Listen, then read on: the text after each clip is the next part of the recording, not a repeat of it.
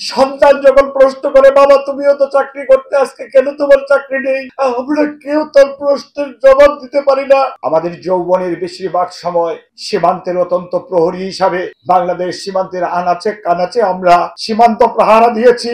এদেশের 18 কোটি মানুষকে আমরা নিরাপত্তা দিয়েছি। কিন্তু আমরা এতটুকু দেশপ্রেমিক হওয়া সত্ত্বেও একমাত্র বাংলাদেশ স্বাধীন হওয়ার পরে বিডিআরের সদস্যরাই শত্রুর সাথে শত্রুর গুলির মুখে যুদ্ধ করেছে।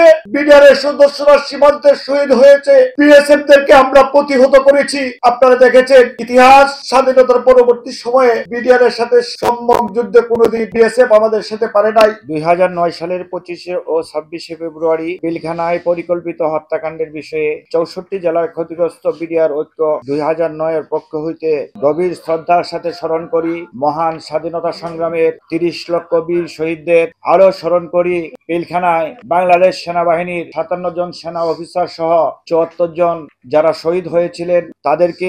সম্প্রতি বৈষম্য বিরোধী ছাত্র আন্দোলনের সকল শহীদ ও যারা পঙ্গুত্ব বরণ করে এখনো হাসপাতালে কাতরাচ্ছেন নতুন বাংলাদেশ গড়ার ক্ষেত্রে যাদের এত ত্যাগ, তাদেরকে আমরা গভীর শ্রদ্ধার সাথে স্মরণ করছি। গভীর উদ্যোগ এবং উৎকণ্ঠার সাথে লক্ষ্য করেছি যে বিগত 9/8/2024 ইংরেজি তারিখে মানববন্ধনের আয়োজন করে বিডিআরের কিছু সৈনিক সাংবাদিকদের সামনে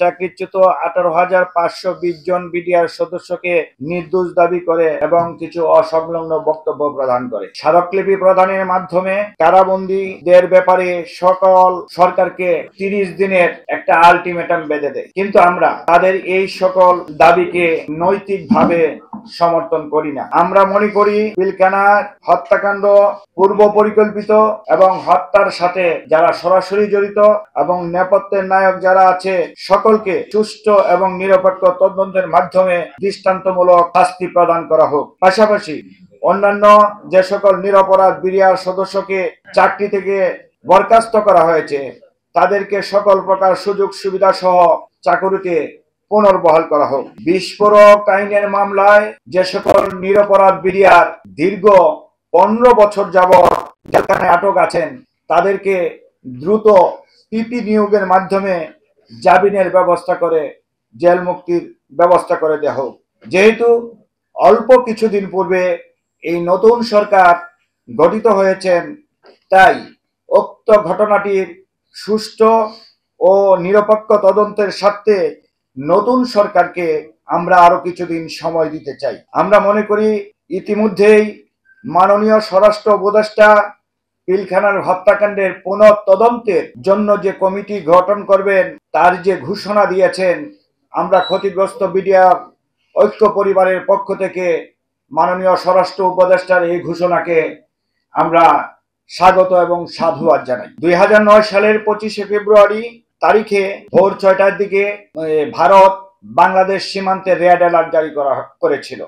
অথচ পিলখানার এই অনাকাঙ্ক্ষিত ঘটনাটা ঘটেছিল সময় আনুমানিক 9 ঘটিকায়। আমাদের প্রশ্ন, ওই সময় ভারত 3 ঘন্টা আগে কেন সীমান্তে রেড অ্যালার্ট জারি করেছিল?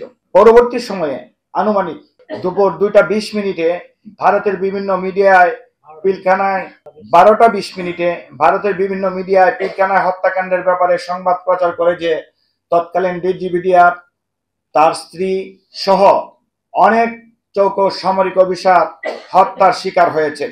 অথচ বিডিআর এর 13 জন সদস্যের কমিটি নিয়ে যমুনাতে যখন মিটিং চলে তখন তাদেরকে প্রশ্ন করা হলে হত্যাকাণ্ডের ব্যাপারে তারা সবকিছু অস্বীকার করে, যার ফলে দেশের মানুষের কাছে এই হত্যাকাণ্ডের ঘটনা আজও অজানাই রয়ে গেল।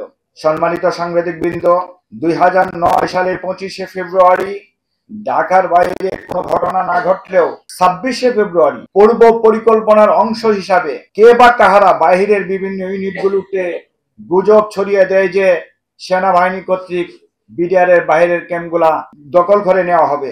এতে করে 26 তারিখে বাইরের ইউনিটের বিডিআর এর সদস্যরা আতঙ্কগ্রস্ত হয়ে ওঠে। পরবর্তীতে তাদেরকে গণহারে রাষ্ট্রদ্রোহ মামলায় গ্রেপ্তার করে জেল হাজতে প্রেরণ করা হয় এবং কিছুদিন পর এই রাষ্ট্রদ্রোহ মামলা প্রমাণ করতে না পেরে পরিকল্পিত হত্যাকাণ্ডকে বিডিআর বিদ্রোহ আখ্যা দিয়ে সেই সকল সৈনিককে গণহারে বিশেষ আদালত 1 থেকে 18 মাধ্যমে বিভিন্ন প্রকার জেল এবং জরিমানা করা হয়।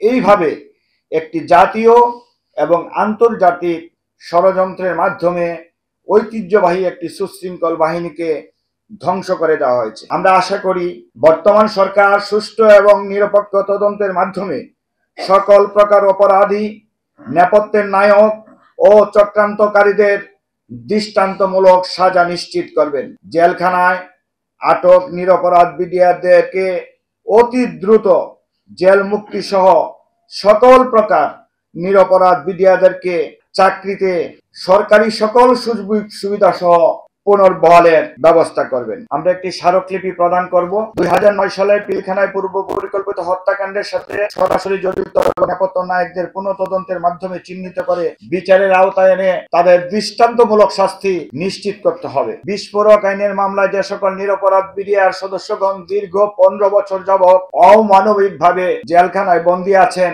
এবং অনেকেই কারা অভ্যন্তরে পরিবার পরিজন ছাড়া মৃত্যুবরণ করেছেন, তাদের মানবিক দিকটুকু বিবেচনা করে অতি দ্রুততম সময়ের মাধ্যমে আমাদের সরকার আইনের সুশাসন প্রতিষ্ঠা এবং ন্যায় বিচারের স্বার্থে তাদেরকে জামিন অথবা মামলা প্রত্যাহার করে মুক্তির ব্যবস্থা করে দিবেন। তৎকালীন স্বৈরাচার কর্তৃক অবৈধ বিশেষ আদালত গঠন, বিচারের কার্যক্রম এবং বিশেষ আদালত কর্তৃক সকল প্রকার রায়কে অবৈধ ঘোষণা করে চাকরিচ্যুত সকল বিডিআর সদস্যদেরকে সকল প্রকার সরকারি সুযোগ সুবিধা যেমন রেশন, বেতন ভাতা, পদোন্নতি ইত্যাদি সহ অতি দ্রুত চাকরিতে পুনর্বহালের জন্য আমরা সরকারের প্রতি দাবি জানাই। ইতিমধ্যেই শহীদ সেনা অফিসারের পক্ষ থেকে, অফিসারের পরিবারের পক্ষ থেকে যে সকল দাবি দাবা উত্থাপন করা হয়েছে সেগুলোকে মেনে নেওয়ার জন্য এবং ঘটনার পরবর্তী সময়ে পিলখানা হত্যাকাণ্ডের সূত্র ধরে যে সকল দেশপ্রেমিক চৌকস সেনা অফিসারকে অন্যায়ভাবে চাকরি থেকে বরখাস্ত করা হয়েছে তাদেরকেও সরকারি সকল প্রকার সুযোগ সুবিধা সহ চাকুরিতে পুনর্বহালের জোর দাবি জানাই। 5 নম্বরে 74 জন শহীদের মধ্যে শহীদ 57 জন সেনা কর্মকর্তা সহ যে সকল বিডিআর সদস্য শহীদ হয়েছেন তাদের পরিবারের প্রত্যেককে সকল প্রকার সরকারি সুযোগ সুবিধা ও ক্ষতিপূরণ এবং শহীদ বেসামরিক ব্যক্তিবর্গের মাননীয় প্রধান উপদেষ্টা বিশ্বের শান্তির দূত, আপনি শান্তিতে নোবেল পেয়েছেন। আমরা ক্ষতিগ্রস্ত বিডিআর সদস্যরা আমাদের যৌবনের বেশিরভাগ সময় সীমান্তের অত্যন্ত প্রহরী হিসাবে বাংলাদেশ সীমান্তের আনাচে কানাচে আমরা সীমান্ত প্রহারা দিয়েছি।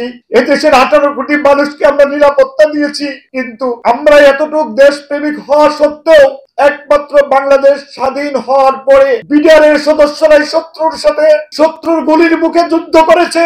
বিডিআরের সদস্যরা সীমান্তে শহীদ হয়েছে, বিএসএফ দেরকে আমরা প্রতিহত করেছি। আপনারা দেখেছেন ইতিহাস, স্বাধীনতার পরবর্তী সময়ে বিডিআরের সাথে সম্মুখ যুদ্ধে কোনোদিন বিএসএফ আমাদের সাথে পারে নাই। তো আমাদের এই সুশৃঙ্খল বাহিনীকে ধ্বংস করা হয়েছে। আমরা যৌবনটা সীমান্তে বিলিয়ে দিয়েছি এদেশের মানুষের জন্য।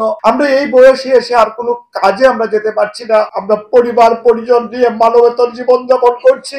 সন্তান যখন প্রশ্ন করে, বাবা তুমিও তো চাকরি করতে, আজকে কেন তোমার চাকরি নেই, আমরা কেউ তার প্রশ্নের জবাব দিতে পারি না। আমরা শুধু এতটুকু কথাই বলতে চাই, বিশ্ব মানবতার দূত, শান্তিতে নোবেল বিজয়ী ডক্টর ইউনূস সাহেব প্রধান উপদেষ্টার দায়িত্বে পেয়েছেন। আপনি সহ স্বরাষ্ট্র উপদেষ্টা এবং সরকারে যারা আছেন আমাদের বিষয়টাকে গুরুত্বের সাথে বিবেচনা করে আমরা যাতে পুনরায় আমাদের চাকরিতে যেতে পারি। আমরা নিরপরাধ হয়ে জেল খেটেছি, পরিবার পরিজন নিয়ে অনেক কষ্টে আছি, আমরা যাতে চাকরিতে যেতে পারি তার জন্য একটা সুব্যবস্থা করে দিবে, এটি আমাদের আশা এবং প্রত্যাশা।